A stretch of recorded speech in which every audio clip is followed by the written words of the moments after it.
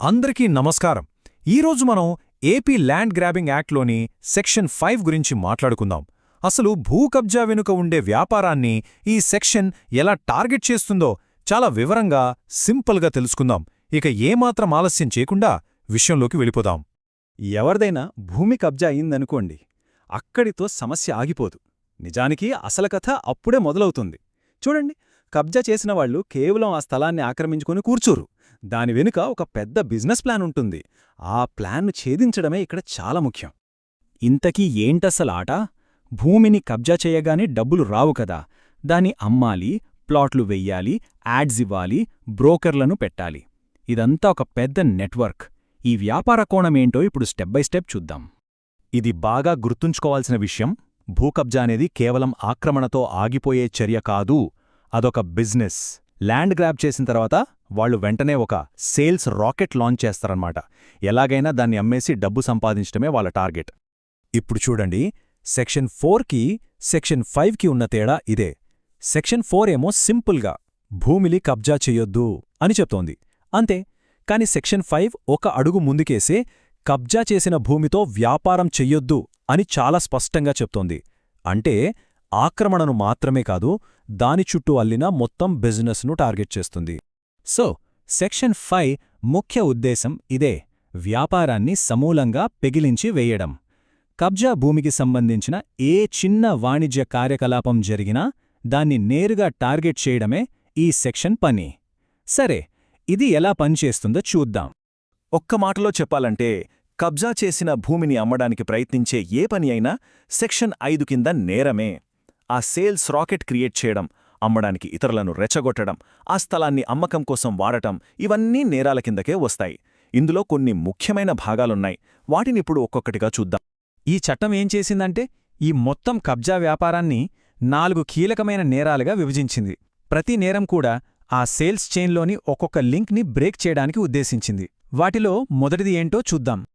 Okay, మొదటిది చాలా straight forward. కబ్జా చేసిన భూమిని అమ్మినా నేరమే, అమ్మకానికి ఆఫర్ చేసినా నేరమే, పేపర్లో యాడ్ ఇచ్చినా, వాట్సాప్లో ఫార్వర్డ్ చేసినా, చివరికి అమ్మే ఉద్దేశంతో దాన్ని దగ్గరుంచుకున్నా కూడా అది సెక్షన్ 5A కింద నేరమవుతుందన్నమాట. ఇక రెండోది ఇతరులను రెచ్చగొట్టడం. అంటే వెళ్ళి ఆ భూమిలో బోర్డు పాతేయి అనో, కంచె వేసేయి నేను చూసుకుంటా అనో, ఇలా వేరే వాళ్లను కబ్జా చేయడానికి ప్రేరేపించడం లేదా ప్రోత్సహించడం కూడా ఈ సెక్షన్ కింద పెద్ద నేరం.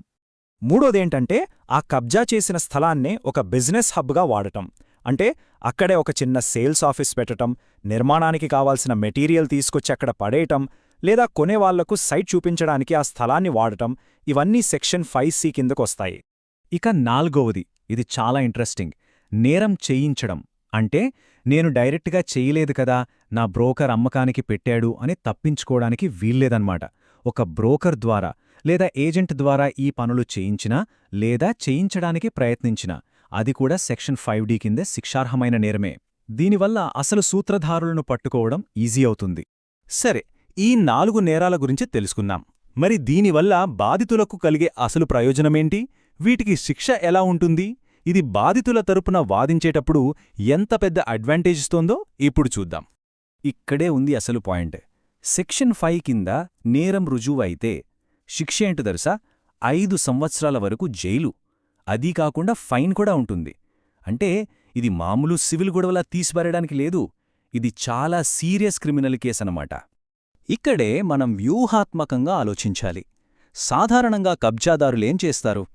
ఇది మాకు వాళ్లకు మధ్య ఉన్న సివిల్ తగాదా, కోర్టులో తేల్చుకుంటామంటారు. కానీ ఎప్పుడైతే వాళ్లు అమ్మకానికి సంబంధించిన యాడ్స్ ఇచ్చారో, అగ్రిమెంట్లు చేసుకున్నారో, అప్పుడది సివిల్ కేసు కాదు, క్రిమినల్ కేసుగా మారిపోతుంది. అప్పుడు తప్పించుకోవడం చాలా చాలా కష్టం. మరి ఈ సెక్షన్ను బలంగా ఉపయోగించుకోవాలంటే ఏం కావాలి? ఒకే ఒక్క సమాధానం: ఆధారాలు.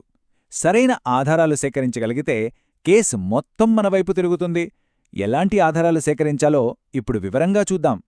ఇప్పుడు మనం చూస్తున్నవి చాలా పవర్ఫుల్ ఆయుధాలు. కబ్జాదారుడు ఆ సేల్స్ రాకెట్ నడుపుతున్నాడని నిరూపించడానికి ఇవి చాలా కీలకం.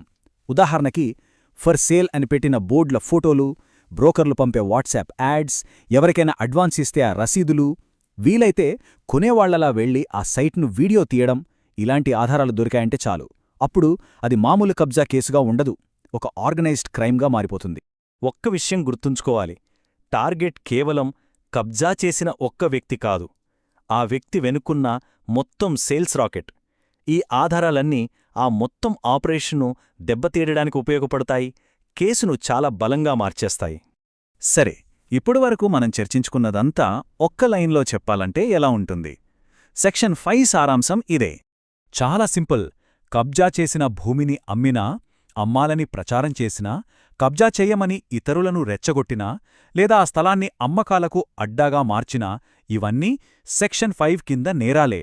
దీనికి శిక్ష 5 ఏళ్ల వరకు జైలు. కాబట్టి ఎవరైనా ఇలాంటి ల్యాండ్ గ్రాబింగ్ సమస్యను ఎదుర్కొంటుంటే వేసుకోవాల్సిన ప్రశ్న ఒక్కటే: ఈ కేసులో కేవలం ఆక్రమణ మాత్రమే ఉందా, లేక దాని వెనక ఒక సేల్స్ ర్యాకెట్ నడుస్తోందా? ఒకవేళ ఆ ర్యాకెట్ ఉనికిని ఆధారాలతో నిరూపించగలిగితే గెలుపుకు అదే కీలకమైన మార్గం కావచ్చు.